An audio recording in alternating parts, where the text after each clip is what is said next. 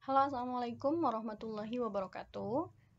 Apa kabar semuanya? Semoga semua dalam keadaan sehat dan selalu dalam lindungan Allah Subhanahu wa Ta'ala. Amin ya Rabbal 'Alamin.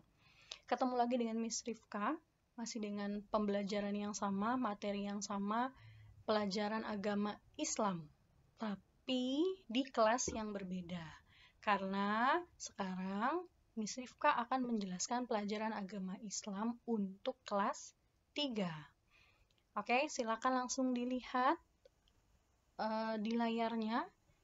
Ini adalah materi tentang sifat-sifat wajib Allah. Jadi, Miss Rifka akan menjelaskan 10 sifat wajib bagi Allah. Oke, sudah siap? Di sini ada kalimat, Miss Rifka baca ya. Sebagai seorang muslim yang berakal, kita harus percaya bahwa Allah memiliki sifat-sifat yang wajib. Ya, kita adalah salah satu orang muslim yang berakal.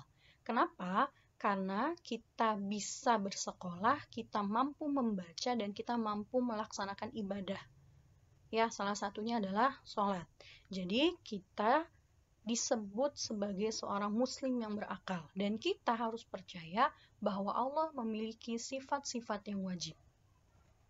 Nah, why? Kenapa? Mengapa seperti itu? Karena mempercayai sifat-sifat Allah wajib bagi Allah akan menambahkan keimanan kita. Jadi mempercayai sifat-sifat wajib bagi Allah akan menambahkan keimanan kita. Tentu saja sebagai seorang muslim kita ingin keimanan kita terus meningkat. Nah, salah satu caranya adalah mempercayai bahwa Allah mempunyai sifat-sifat yang wajib. Nah, sekarang kita bahas. Oke, pertanyaannya apa yang dimaksud dengan sifat wajib Allah? Apakah kalian pernah mendengar penjelasan tentang sifat wajib Allah? Nah, sifat wajib bagi Allah adalah sifat-sifat yang harus ada pada Allah Subhanahu wa Ta'ala dan berbeda dengan sifat makhluknya. Jadi Allah punya sifat juga. Ya, manusia punya sifat, Allah juga punya sifat. Tapi sifatnya Allah berbeda dengan makhluknya. Miss Rifka berikan contoh. Ya, di sini ada sifat-sifat manusia. Jadi manusia itu ada yang punya sifat rajin, tapi ada juga yang pemalas. Manusia juga punya sifat pemarah, tapi ada juga yang penyabar. Nah, ini adalah contoh-contoh dari sifat-sifatnya manusia. Nah, Allah ya sifatnya berbeda dengan manusia, bukan seperti ini sifatnya. Lalu apa sifat-sifat Allah? Ya, langsung ke sifat Allah yang pertama. Sifat Allah yang pertama dinamakan wujud, artinya ada. Jadi Allah itu ada tapi tidak terlihat. Jika Allah tidak ada, maka tidak akan ada bumi beserta isinya. Jadi sifat wujud ini wajib ada pada Allah Subhanahu wa Ta'ala. Karena bukti Allah itu ada adalah adanya alam semesta beserta isinya. Atau contoh yang paling gampang, bukti adanya Allah adalah adanya kita manusia. Ya, jadi pasti Allah itu bersifat wujud, ada. Jadi mustahil Allah itu bersifat tidak ada. Kemudian yang kedua adalah qidam, artinya terdahulu. Jadi teman-teman, sebelum terciptanya langit, bumi, beserta isinya, Allah itu sudah punya sifat qidam, artinya terdahulu. Ya, jadi Allah sudah ada lebih dulu dibandingkan ciptaannya. Apa saja ciptaannya? Contohnya, langit dan bumi. Jadi Allah sudah ada sebelum adanya langit dan bumi. Makanya Allah bersifat qidam. Kemudian yang kelima, baqo, artinya kekal atau abadi. Maksudnya Allah adalah zat yang kekal. Allah tidak akan pernah punah, binasa atau mati. Ya, jadi ketika hari kiamat itu datang, ya, semuanya akan hancur termasuk kita manusia. Tapi tidak dengan Allah Subhanahu wa Ta'ala. Kemudian yang keempat, mukhalafatu lil hawadisi, artinya berbeda dengan makhluknya. Kita lihat, apa saja makhluk ciptaan Allah?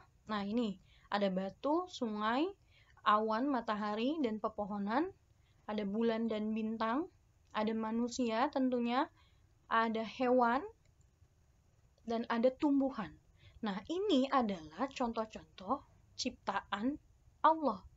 Nah, Allah itu punya sifat namanya mukhalafatul lil hawadisi, artinya berbeda dengan makhluknya. Jadi dari segi fisik, dari segi sifat tadi, lalu dari segi warna, dari segi apapun, Allah itu sangat berbeda dengan makhluknya. Kemudian yang kelima, qiyamuhu binafsihi, artinya berdiri sendiri. Allah tidak pernah membutuhkan bantuan orang lain untuk menciptakan bumi dan isinya. Ya, jadi Allah mampu menciptakan bumi dan isinya. Seperti dalam Al-Qur'an, Quran surat Al-Ankabut ayat 6 yang berbunyi, sesungguhnya Allah benar-benar maha kaya, tidak memerlukan sesuatu dari alam semesta. Jadi Allah sangat kaya, Allah nggak perlu bantuan orang lain.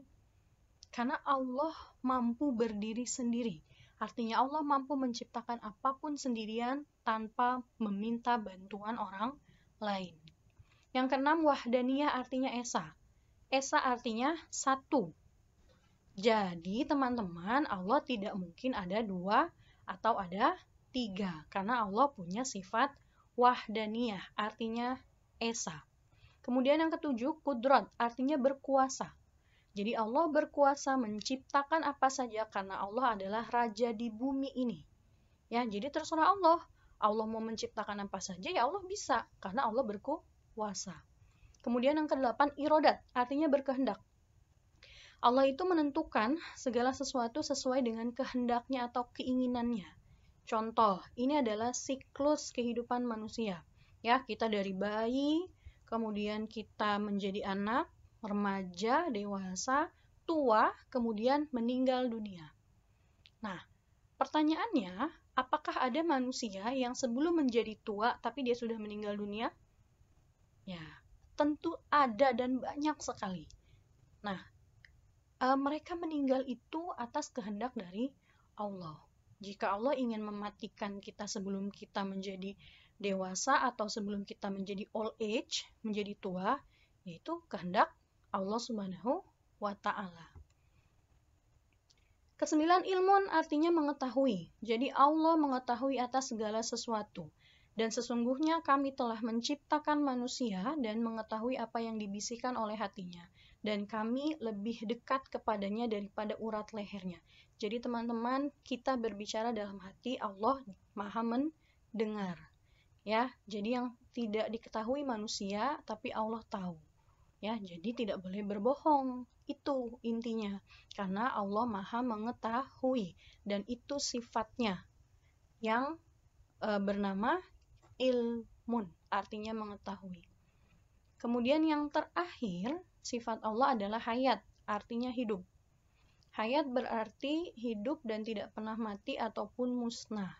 Jadi ini hampir sama dengan bako, artinya kekal. Jadi Allah itu hidup dan Allah tidak akan pernah mati atau musnah. Seperti dalam Quran surat Al-Furqan ayat 58 yang berbunyi, dan bertakwalah kepada Allah yang hidup kekal, yang tidak mati, dan bertasbihlah dengan memujinya.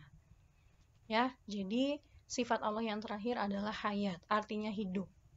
Allah maha melihat apapun yang kita lakukan karena Allah hayat.